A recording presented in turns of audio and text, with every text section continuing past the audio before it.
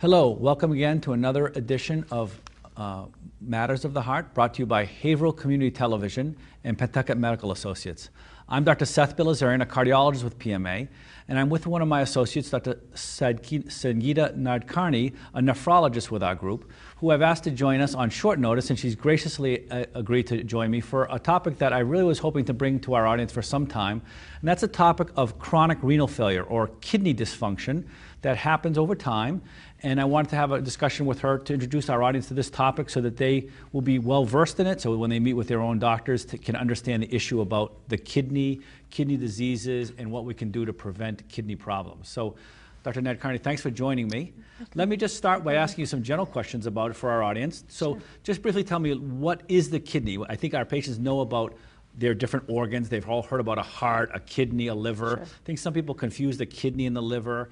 Tell us what the kidney does, what we can understand about it. And let me just say that actually I should have introduced that you are a nephrologist, which is a person who specializes in the medical treatment of kidney diseases. Yep. I think some people know about a urologist. That's somebody who does surgical treatment of kidney disease. Structural. Right. Yes. So I just want to distinguish that, but you have our specialized treatment in kidney diseases related to chronic kidney issues. Sure. Great. So start off by telling us, what does the kidney do?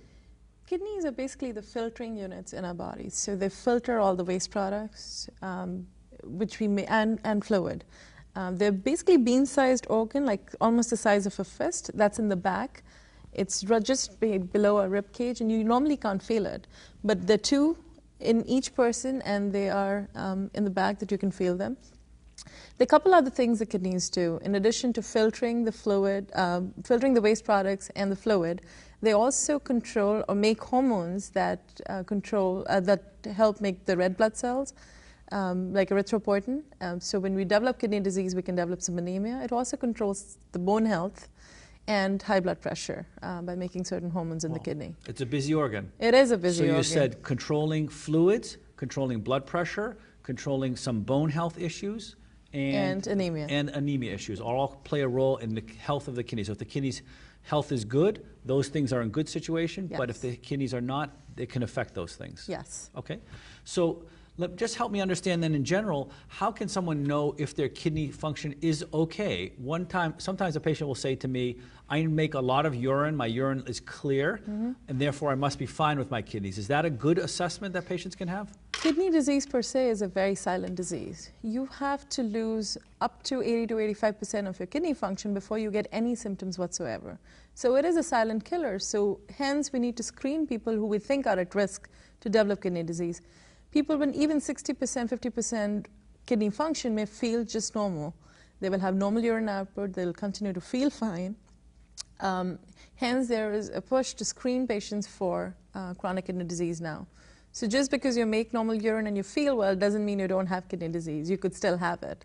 So you said two things I'd love to cover in there. You said if you're at risk for kidney disease, and you also said there's a screening method. Yes. Let's take either one of those first, but let's start. Who would be a person who cares about their health, is seeing their doctor regularly? What medical problems, or are there certain racial or ethnic groups that people should worry more about kidney disease? Sure. So diabetes is the #1 cause in the country for people who develop kidney disease down the line. And often you have small amounts of protein leaking in the urine. That may be one of the earliest signs in diabetics that they will go ahead and develop some kidney disease. Hypertension is the second leading cause. There are a couple other things that can cause chronic kidney disease, which we define basically when you've had progressive decline in your kidney function now over 3 months. So such things are certain hereditary disease like polycystic kidney disease. Sometimes like a strong blow to your kidney or trauma can cause some chronic kidney disease. But basically hypertension, diabetes are the #2 causes. Also with chronic stone disease, if you've been using Motrin, Aleve, Advil, any of the NSAIDs for a long time, they can cause some chronic kidney disease as well. So these, I would say, are the high-risk people that should be screened definitely for development of chronic kidney disease. Now, how would you know you have chronic kidney disease? So there's a simple blood test your doctor can do, and it's the serum creatinine. Serum means in the blood. So you're basically checking this level in the blood. And normal is anywhere between 0.7 to 1.2, 1.3. So your level may be 1.3, but just because you have a level of 1.3 doesn't mean you don't have kidney disease. So there are wide variations in this number, often depending on your muscle mass. So clearly the first test your doctor could do is just check a blood creatinine level. And once we see, usually a creatinine over 1.3, 1.4 will signal them that you have some chronic kidney disease. At that point, your doctor can do a couple other things. They can first of all do a simple test in the office. It's called a urine dipstick, and they can check for protein in your urine or blood in your urine. If we see any of these things that even adds more, that needs further investigation, which can be done with a simple renal ultrasound or a kidney ultrasound to begin with. And we recommend a basic renal ultrasound to first of all assess that the structure of your kidneys, to confirm that in fact you have two kidneys. Some people are born with one. And then to make sure there is no obstruction, that means the urine is flowing from the kidneys to the tubes that connect it to the bladder easily, and there are no stones or masses or any cyst in your kidney. Let me just interrupt briefly just to review some of the things you said, because it's a great amount of information, and let me just review it for our audience. So you said to start this conversation, the people who should most be worried in our audience about thinking about kidney disease is something that should be on their minds are patients with high blood pressure, diabetes, people who have had kidney stones, or people who have used the drugs for arthritis, the non-steroidal drugs like ibuprofen or Advil for a long time. Those four groups. Yes, most commonly, yes. And then you said that there's an easy blood test, which is very available. It's actually done quite commonly. It's nothing special about it, called the creatinine, that can give us an early evidence of a problem with the kidney. Is that, I think, a basic way we can start with that? Yes, yes. Can we just talk a little bit about understanding how that works, that creatinine? What is that about? Like, what is creatinine? And is it a high number or a low number? Help us understand that a little bit. So creatinine is basically a byproduct of our muscle metabolism. We all generate some creatinine as we go through our day-to-day activities, and it depends on our muscle mass. So if so as I said earlier, the range is roughly from 0.7, 0.8 to 1.2 to 1.3. Clearly, a creatinine of 2 is abnormal. And so when I say a number, so the caveat or the problem just relying on your serum creatinine alone, it's a good screening test, and it's probably the one that's used most commonly, is that it can vary tremendously just based on your muscle mass. So somebody who does a lot of workouts, is maybe taking creatinine supplements, has got a lot of muscle mass, his creatinine could be 1.4, 1.5, sometimes even 1.6, but that does not mean he has kidney disease. And just if we relied on this number alone, that would raise a lot of false alarm, and we often see such patients. The other caveat could be patients who are very sick, malnourished, liver disease, just very thin. Even in pregnancy, your creatinine can be falsely low. In somebody like that, a creatinine of 1 is kidney failure. So what can your primary care or your physician do to discern that you in fact truly have renal insufficiency with not relying solely on your creatinine is calculate what we call as GFR, or glomerular filtration rate. Now, glomerulus is the basic unit in the kidney. And what this rate adjusts for is race, your muscle mass, and your age. And that number sort of helps us decide how much your kidneys are working at. And for most part, in the early stages of your kidney disease, your primary care could take care of you. But when your kidney function or your GFR has started to drop less than 60, that time, it's prudent to see a nephrologist or a kidney specialist, and we recommend that. Great. So I think I understand that better now, so thanks for that explanation. So if you're a muscular person, your body's going to make more of this creatinine. It's going to be in your blood. The kidney's job is to get rid of that. If the kidney's not functioning well, that level will be higher when we measure it in your blood. And then on the opposite, if you're, say, an elderly person without a lot of muscle mass, a more frail person, that person will have less muscle mass, so they're making less creatinine. Hence filtering less. So therefore, their number should be lower. So if it's even a little bit high, it could be definitely abnormal. So that's the issue about the creatinine, and we can figure out a way around that by using this calculation. Called as GFR. Which takes into account the patient's age and their weight, and that helps doctors figure out whether the creatinine is, even if it's a little bit out of range, is worrisome or not worrisome. Exactly. Absolutely. Okay. So that's great. So thank you for explaining that. So then, once someone has started, say they're not really worrisome, but it's enough that we do this calculation, and it is definitely abnormal. You mentioned that the doctor will then go into some testing to see why is it abnormal. Like they'll look at the urine to see if there's blood or protein. They'll do an ultrasound of the kidney. So those are basic levels. But if all that checks out basically okay, is there nothing left to do? Are you just left to go on to bad kidney failure, or what can be done for the patient then? So again, before I can explain this better, so we divide chronic kidney disease, which is progressive kidney failure or decline that has lasted more than 3 months now, into 5 stages. And so stage 1 is basically when you have some kidney damage, but your kidneys are functioning normal. This is a lot of our patients who are seeing their primary care doctor, so they have small amount of protein in their blood, small amount of blood in their urine, or protein in their urine, or so they have cysts or stones, but the kidneys are working 100% of what it should. You basically don't do anything here, you just look at the risk factors and you try to modify them. Then comes stage 2 chronic kidney disease, where now your kidney function is roughly between 60 to 90%, or 89%. Here you may have some mild hypertension, you're now starting to leak a little bit more protein, but for most part, you may feel great, your kidneys are working fine, and at this point maybe your doctor may want to add some blood pressure medications, control your lipids better, and so forth. When we get involved, or when a kidney doctor gets involved, it's typically when your kidney function has declined below 60%. So now it's between 30 to 60%. And that's when there is a push nowadays more and more to make early referrals to a kidney doctor. And why it's important to see a kidney specialist at this stage, because now your kidneys are only working 30 to 60%. Hence, your blood pressure could be an issue. You can now just start to develop anemia. Your bone health, so your vitamin D levels, your calcium level, your phosphorus levels can be affected from your kidney disease.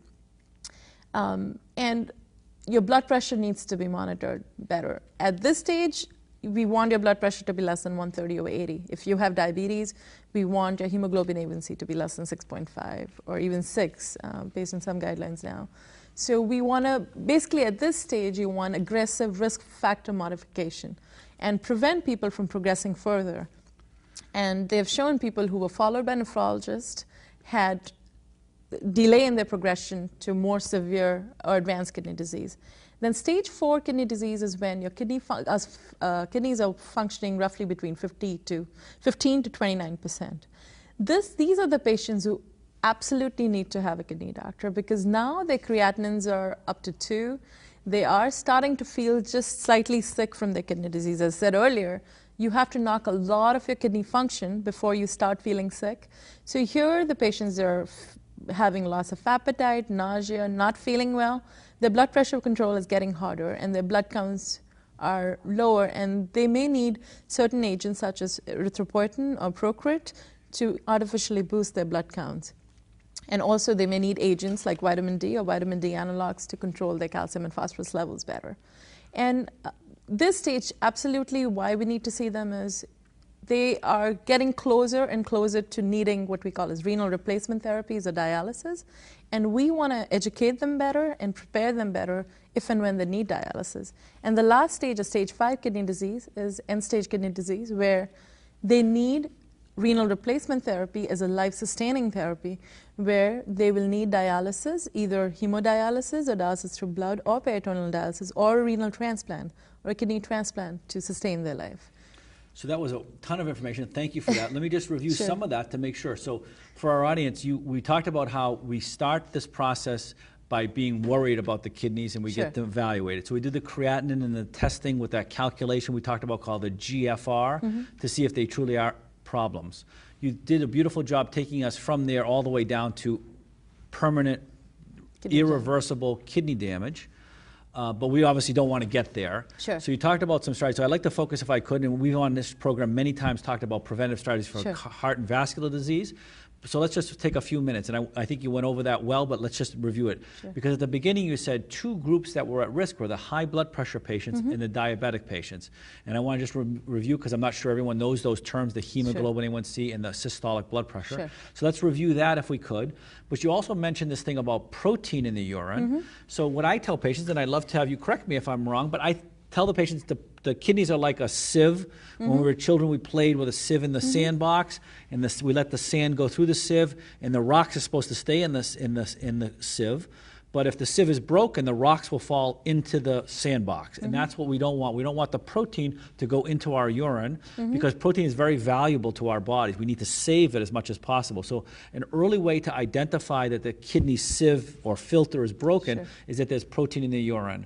So I'd love to talk about, if you could focus on the blood pressure, the diabetes, and that protein situation that's going to prevent us from going all the way to needing dialysis. So basically, what can we do to prevent chronic kidney disease once we have it? As I said earlier, once you have an elevated creatinine or your GFR is low, one of the easiest or the first tests we ought to do is a simple urine analysis that can be done in the office.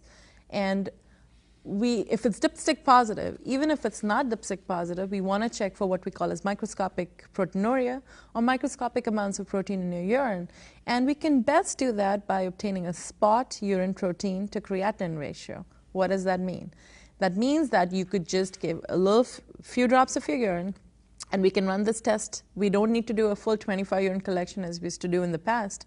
And we take a ratio of your urine creatinine and protein. And if the number is over 30, that means you have some microscopic amounts in your urine. If it's over 300, then it'll be dipstick positive. But what we are trying to catch is people who are between 30 and 300, because there has been a correlation between microscopic proteinuria or small amounts of protein in your urine and heart disease and its overall health. So what can we do once we detect protein? What should our next steps be? So basically at stage 3 or early chronic kidney disease, our goals are to control your blood pressure better. So we aim for blood pressure less than 130/80. And how do we achieve it? We absolutely want patients to be on a category of drugs called as ACE inhibitors or angiotensin receptor blockers.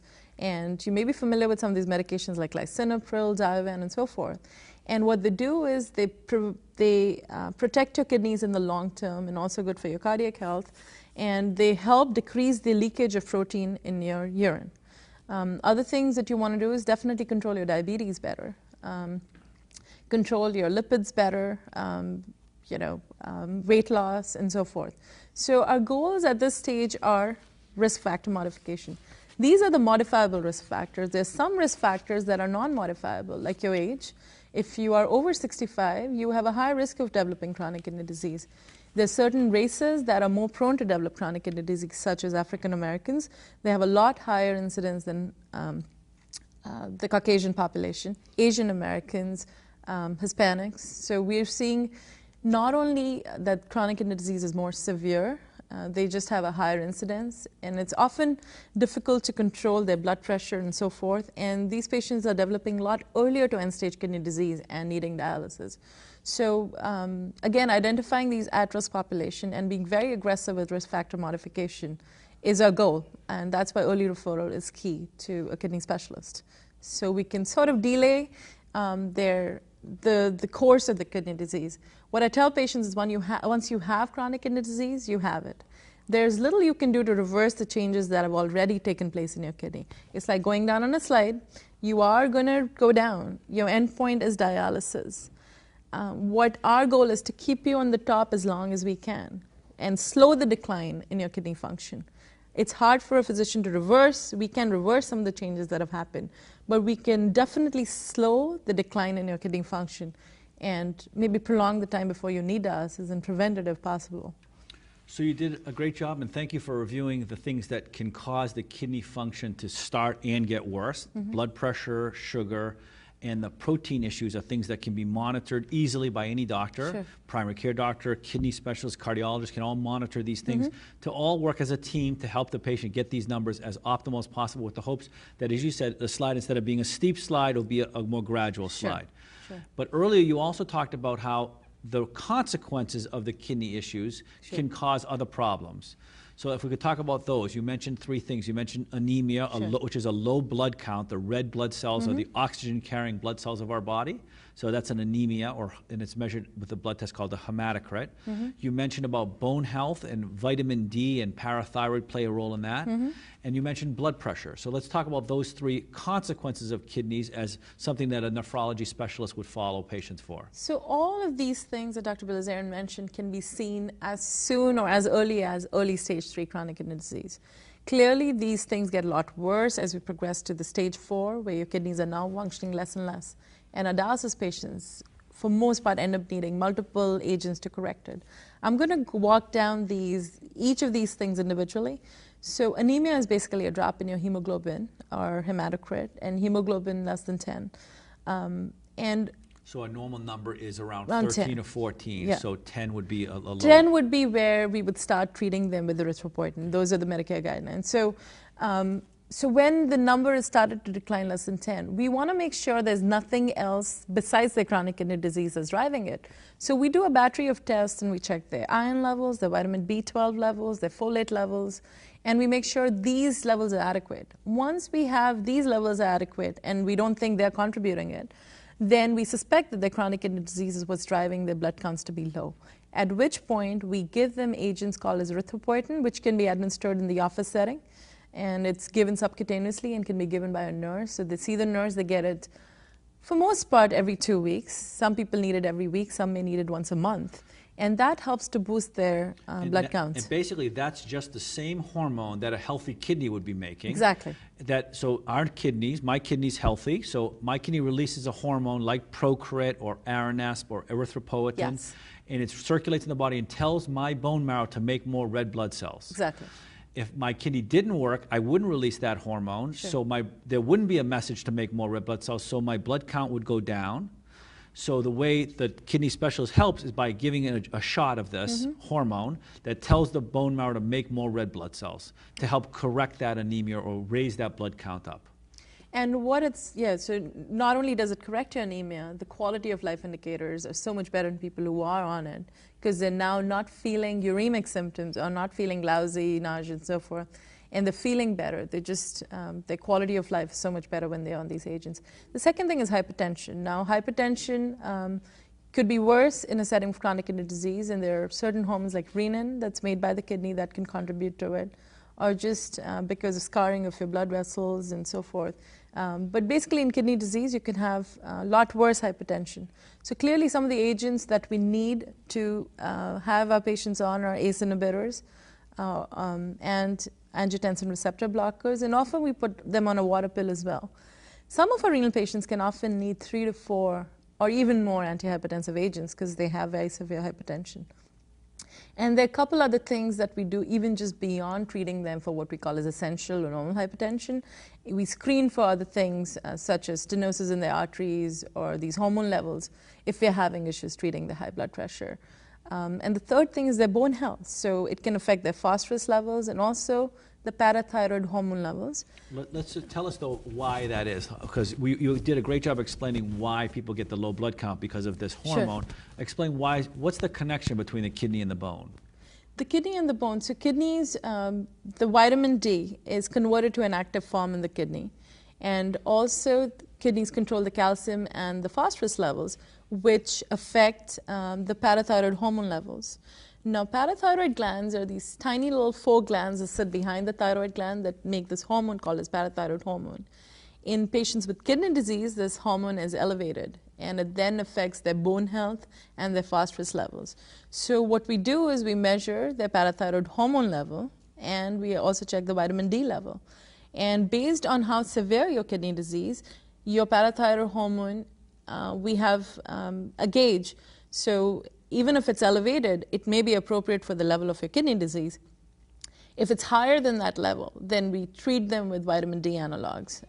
So just to make it simple, the parathyroid hormone elevation causes calcium to come out of the bones, making them weaker. Yes. So that's the thing we worry about. Yes. Okay. Yes. And also your phosphorus levels are higher in these patients. Okay.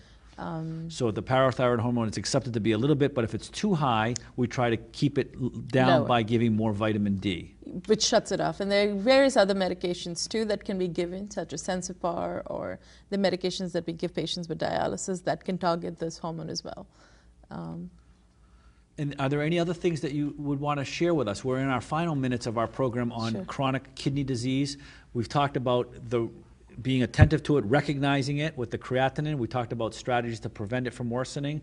We talked about at-risk groups, diabetics and hypertensive specifically. We talked about treatments for prevention and then consequences we've just been discussing right now. Are there other topics in the final minutes that you would like to share with our audience about chronic kidney disease? I think the key thing is when you have chronic kidney disease to make sure you take your medications. Be very astute when you go to your doctors. Keep an eye on your creatinine. I think it's good to know what the trend in your creatinine has been. What I tell patients is often they are on multiple medications such as lisinopril, which is an ACE inhibitor. They're on a water pill, and then they say fall sick, and then they start taking Motrin Relief, Advil, or any of these medications for pain relief. And what can happen is that can push your kidneys into what we call as acute renal failure. So if you are sick for any reason and you are on some of these medications that I mentioned, like a water pill, some of these blood pressure pills, it may be prudent to call your doctor right away, or just maybe stop these medications if your blood pressures are low, because that can affect your kidney function. And a lot of times patients forget to stop these medications when they're sick. So it's key to know that some of the medications you take depend on your level of kidney function. Also, if you get started on a new antibiotic, always ask or tell your doctor I have chronic kidney disease, because it may need to be dose adjusted.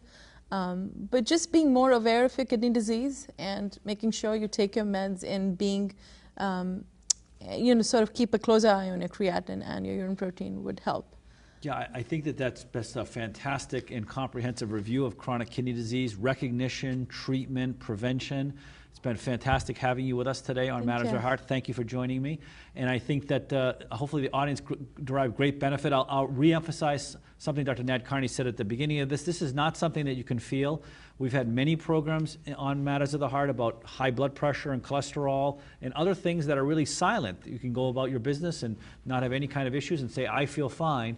But the early recognition of this particular problem that we're talking about today, chronic renal dysfunction or chronic renal failure, is really valuable, because ultimately avoiding the slide to end-stage renal disease is wonderful if we can delay that as long as possible. Hopefully delay it so it never happens, but delaying it as long as possible would be ideal. And there are some very effective strategies for prevention.